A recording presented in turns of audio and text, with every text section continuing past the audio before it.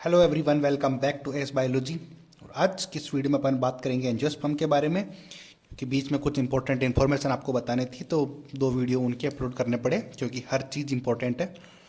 ठीक है, काउंसलिंग से रिलेटेड थी, आपने देखे होंगे वो वीडियो।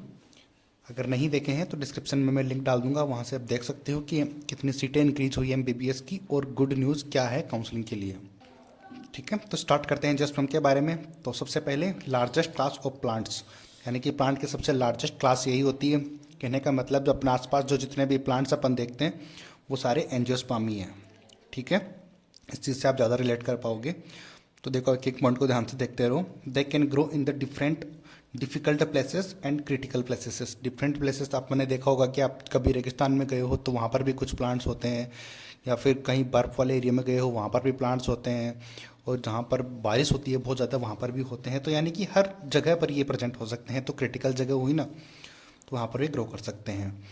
अगला पॉइंट है seed present inside the fruit. तो इसकी मेन फीचर यही है कि इनका जो सीड होती है वो फ्रूट के अंदर प्रेजेंट होता है, जबकि जिम्नोस्पर्म में ऐसा नहीं था।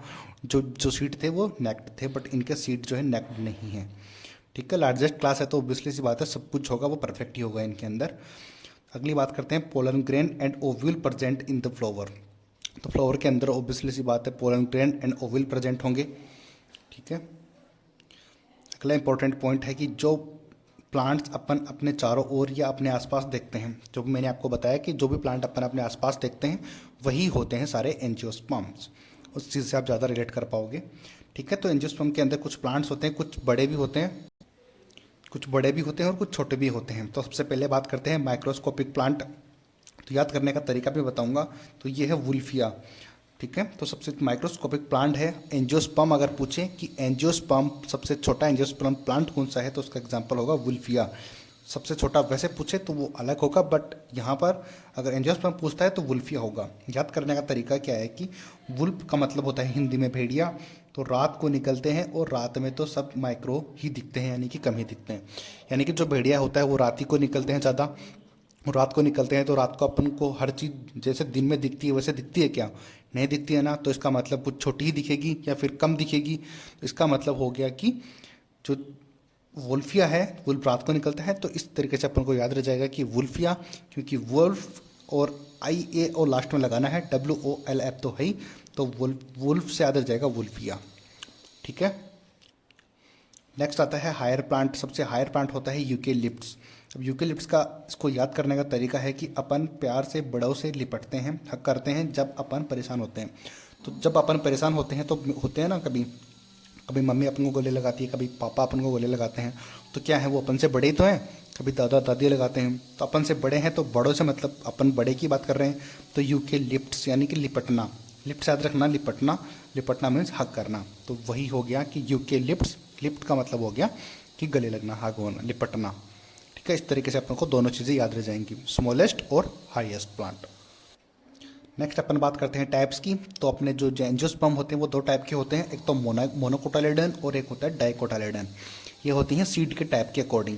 ठीक है, तो इनका सीड जो है मोनोकोटाइलेडन में होता है क्या है कि ओनली वन कोटाइलेडन प्रेजेंट होता है, यानी कि सीड के अंदर ओनली वन कोटाइलेडन प्रेजेंट होता है। स्क्रीन पे आपको दिख भी रहा होगा, तो इस तरीके से आप इसको पता लगा लो। ठीक है, डाइकोटाइलेडन्स क्या होते हैं कि इसमें दो दो कोटाइलेडन प्रेजेंट होते हैं। ये भी स्क्रीन पर आपको फोटो दिख रही होगी, तो इससे आपको समझ आ जाएगा, याद भी रहेगा अच्छे से। नेक्स्ट बात करते हैं रिप्रोडक्शन की। तो रिप्रोडक्शन सेम होने वाला है जिम्नोस्पर्म के जैसा ही, एग्जैक्टली वही होगा, बस थोड़ा सा चेंज होगा। यानी कि इसमें मेल गेमेट को क्या बोलते हैं, फीमेल को क्या बोलते हैं, तो वो आपको ध्यान रखना है। बाकी एग्जैक्टली सेम होगा जिम्नोस्पर्म के। तो जहाँ स्मेल सेक्स ऑर्गन होते हैं इसको बोलते हैं स्टेमन। स्टेमन को हिंदी में बोलते हैं पुंकेसर। इसके टिप के ऊपर एंथर प्रेजेंट होता है, और एंथर के अंदर मियोसिस जब होती है तो उससे पोलन ग्रेन बन जाते हैं। और पोलन ग्रेन आपको पता ही है कि प्लांट्स के अंदर मेल जो ऑर्गन होते हैं वो पोलन ग्रेन ही होते हैं। ठीक है, बाकी मैंने आपको जिम्नोस्पर्म के अंदर समझाया था, तो वो चीज़ें एग्जैक्टली सेम होने वाली है यहाँ पर भी। अगली बात करते हैं, तो फीमेल सेक्स ऑर्गन को बोलते हैं पिस्टिल। तो पिस्टिल हिंदी में स्त्रीकेसर बोलते हैं, या फिर अंडप इसको बोलते हैं। एग्जैक्टली सेम होने वाला है ये भी, जैसे कि जिम्नोस्पर्म का था। अगला इंपॉर्टेंट नोट है, तो नोट जहाँ पर भी आता है वो बहुत इंपॉर्टेंट होता है कि double fertilisation present which is specific character of angiosperm. ये मेन चीज़ होती है कि स्पेसिफिक करेक्टर होता है डबल फर्टिलाइजेशन, वो होता है एंजियोस्पर्म का।